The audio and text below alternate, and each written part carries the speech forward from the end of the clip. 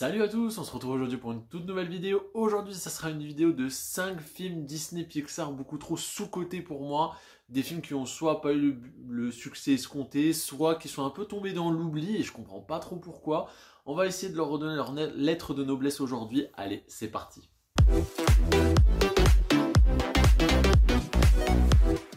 Alors, on va commencer tout de suite cette sélection de 5 films. Donc j'ai fait Disney Pixar parce qu'il y a des échecs des deux côtés. Moi je considère que Disney et Pixar sont pas vraiment la même unité, mais que voilà, on est dans le même groupe. Donc voilà, j'ai voulu les mettre ensemble. On va commencer avec un film Disney qui a vraiment pas marché au box-office à l'époque. On est aux alentours des années, je crois que c'est sorti en 2004. Il s'agit de La planète au trésor. Donc film qui s'est ramassé au box-office, il n'a pas du tout trouvé son public. En plus de ça, on était vraiment dans une période où Disney a vraiment accumulé les échecs commerciaux, où ils ont fait peut-être 10-12 films de suite, où ça a été vraiment très difficile. Donc c'est toute cette période, La ferme se rebelle, les Robinson, etc. Vous voyez toute cette période-là qui a été très dure pour eux. Et dans cette période, ils nous sortent La planète au trésor, qui à l'époque est vraiment pas bien accueilli, encore un film d'aventure assez bateau, etc. Avec une histoire adaptée d'un livre, vous avez un peu c'est un peu trop fantastique, etc. Il y a eu beaucoup de critiques à l'époque, donc avec vraiment ce style, etc. Moi c'est un des films que j'ai adoré. Pour la petite histoire, on m'avait offert la cassette à l'époque, par l'époque, attention, hein, de ce film-là, donc à un anniversaire, je sais plus exactement, donc j'avais peut-être d'années, je dirais 10-12 ans peut-être. Et du coup j'ai eu cette cassette et moi j'ai vraiment adoré le film. J'ai trouvé vraiment qu'il y avait un vrai style, un vrai parti pris avec justement ce mélange un peu, il y avait un peu de steampunk, un petit peu de science-fiction avec ces bateaux qui étaient volants, beaucoup de technologie, des robots, etc. Vous aviez des aliens, il y avait plein de sortes. Le lore était vraiment quand même très intéressant. Moi j'ai toujours vraiment beaucoup apprécié ce film. Encore à l'heure actuelle, je l'ai vu il y a peut-être un an. Et franchement, j'ai vraiment adoré de A à Z.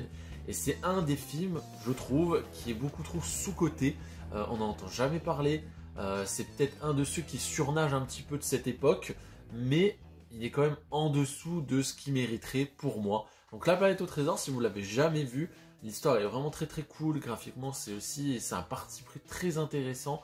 Donc ceux qui ne l'ont pas vu, allez-y, c'est vraiment un film où il faut voir et redonner ses lettres de noblesse. Le deuxième, alors là on est dans un univers très connu, mais celui-ci je sais pas pourquoi on n'entend plus parler, pourtant il a fait un bon box-office à l'époque. Je crois qu'en France on était aux alentours de 2,5 millions, un truc comme ça, d'entrée. Il s'agit du Monstre Academy, donc préquel à Monstres et compagnie. Monstres et compagnie, banger absolu, tout le monde est d'accord là-dessus, il n'y a pas de discussion, tout le monde était à fond sur celui-là. Ils n'ont pas voulu faire une suite, c'est vrai que la fin de Monstres et compagnie est juste parfaite pour moi. Il reconstruit la porte, il entre, donc Sully entre, il dit bouh, et on entend Minou, et ça se finit comme ça, et c'est juste parfait, il n'y avait pas besoin de faire plus. Donc une suite, ils se sont dit, on va rester sur ça, c'est une fin parfaite, mais par contre, pourquoi pas faire un préquel? Donc préquel avec Sully et Bob qui sont à l'université pour apprendre à être une terreur. Ils vont faire leur rencontre, un l'autre, c'est là qu'ils se rencontrent en fait. Il va avoir les persos comme Léon déjà qui est incorporé, etc. Ce film-là a bien marché à l'époque. Et pourtant, à l'heure actuelle, qui parle de Monstre Academy? Personne. Je vous dis franchement, personne ne parle de ce film. Pourtant, il est vraiment bon. Moi, je l'ai vu à l'époque, il y a peut-être, je crois que c'est 2013. À l'époque, j'avais trouvé ça sympa sans plus. Et maintenant, en l'ayant revu il y a peut-être 2-3 ans, je me suis dit, waouh, quand même, c'est quand même assez intéressant, etc. Il y a beaucoup de trucs qui sont expliqués, leur relation entre les deux, le fait que Bob a dû beaucoup travailler pour être une terreur, mais que en lui, c'est pas ça. Sully, c'est plutôt le mec un peu, il s'en branle un peu de tout parce qu'il vient d'une famille, etc. Le Lord avec tous les monstres qui sont présentés, etc. Moi, je trouve ça hyper intéressant. Le côté université avec tous les petites pas sectes, les petites confrérie, enfin voilà, vous voyez ce que je veux dire. Mais il y a vraiment un truc d'intéressant là-dedans, et franchement, Monstre Academy, hyper cool.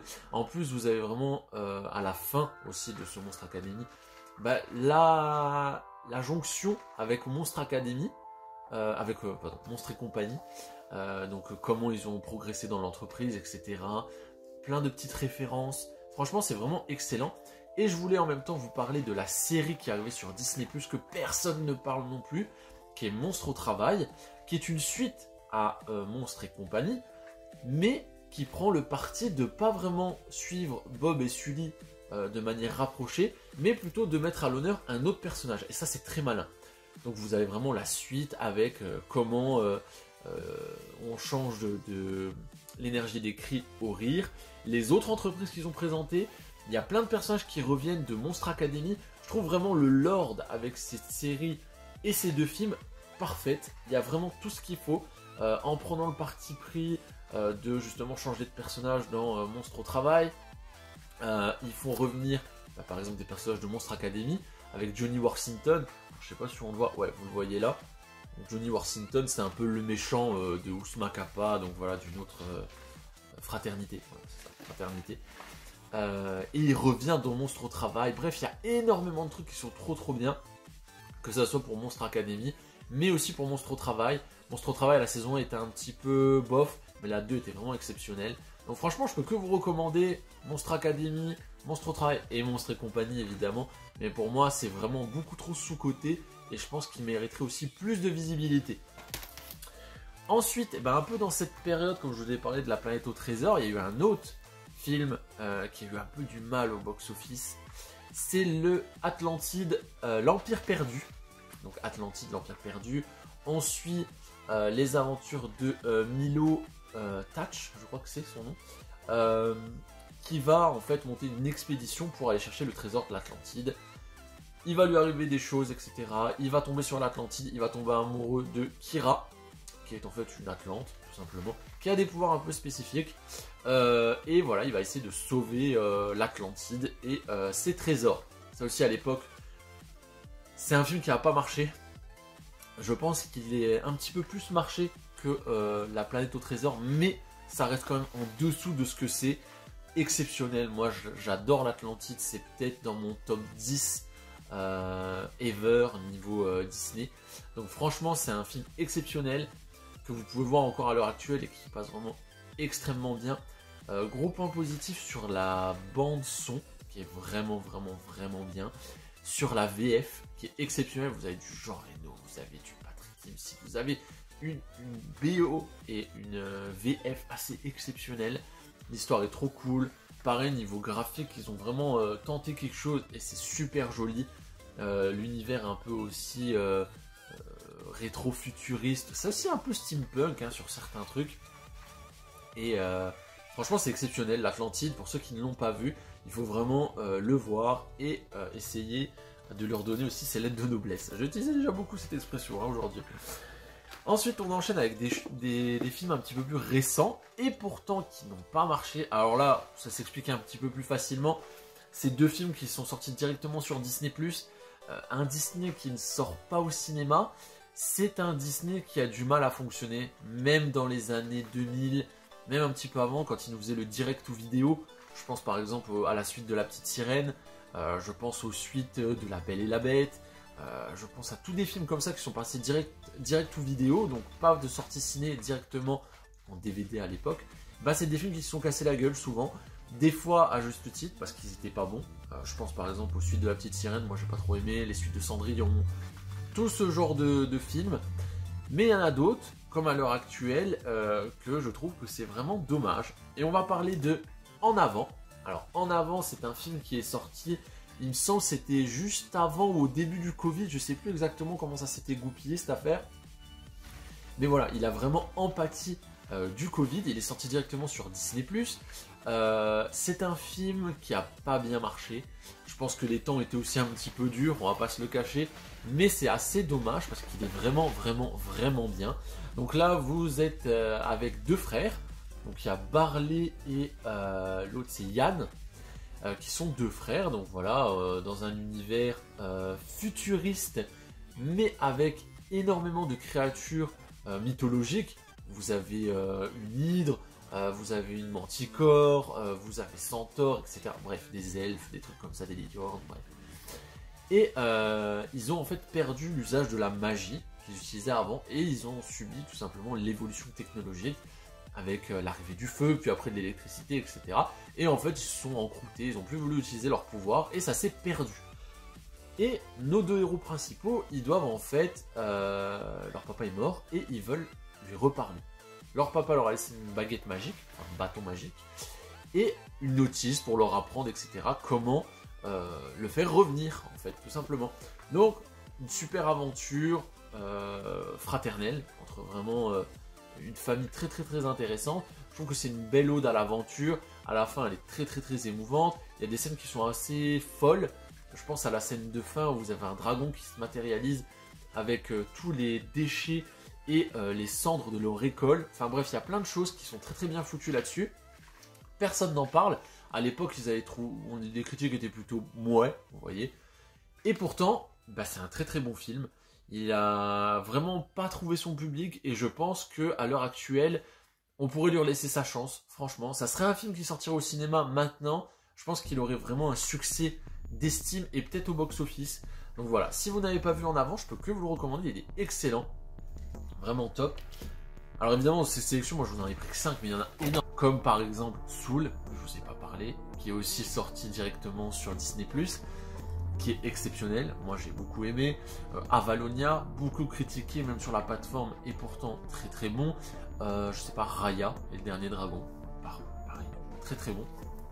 Et il y a eu aussi pendant cette période un autre film, alors là on est juste après le Covid 2022, il s'agit de Alerte Rouge.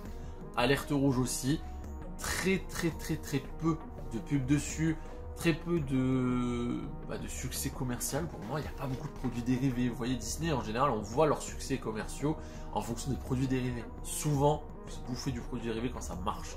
Et ben là, par exemple, Alerte Rouge, vous n'avez quasiment rien dans le merch. C'est dommage. Au niveau de l'histoire, donc vous êtes avec Mei Mei, c'est une petite fille qui est d'origine asiatique, qui vit à Toronto. Elle a un temple avec ses parents et en fait elle a une malédiction à partir de la puberté. Quand elle va commencer à s'énerver ou avoir des émotions fortes, elle va se transformer en panda rouge géant. Donc voilà, très cool. Elle a un groupe de copines, ça, elle va devoir gérer entre sa vie de famille, de petite fille, etc. Comprendre pourquoi elle est devenue un panda et sa vie de jeune adolescente, on va dire. Excellent. Vous avez beaucoup de choses dedans, plein de métaphores sur la vie de manière générale, sur la puberté, sur beaucoup de choses. Vous avez une bande son qui est très intéressante parce qu'en fait Mei Mei elle est fan d'un groupe de K-pop plus ou moins, et vous avez toute une OST avec ce groupe qui est vraiment très cool et qui se font vraiment très bien dans l'histoire et dans l'univers. Et ben voilà, franchement, Alerte Rouge, moi j'ai surkiffé. Je pense que c'est aussi un film qui n'a pas eu le succès qu'il méritait, malheureusement. Donc, si vous ne l'avez pas vu, allez-y aussi. Donc voilà ce qui conclut les 5 films Disney Pixar, beaucoup trop sous-cotés pour moi. Je vous dis, j'aurais pu en faire, je peux faire largement une deuxième et une troisième partie, les yeux fermés, parce qu'il y a énormément de films qui malheureusement n'ont pas eu leur succès. Que ça soit récemment, que ça soit pendant cette période 2000 où il y a eu un vrai trou noir pour Disney, mais aussi un petit peu avant, dans les années 90, on enchaîné beaucoup de succès, mais aussi d'autres films qu'on n'entend plus beaucoup parler, et pourtant qui sont très bons. Évidemment, avant aussi, hein, années 80, je pourrais vous en citer d'autres, etc. Donc voilà, j'espère que cette vidéo vous aura plu. N'hésitez pas à me donner un commentaire si vous êtes d'accord avec moi, s'il y en a d'autres que vous trouvez beaucoup trop sous-cotés, et si ça vous a donné envie de les voir, surtout c'est ça le but de la vidéo. Donc voilà, j'espère que la vidéo vous aura plu. Moi je vous dis à la prochaine et salut.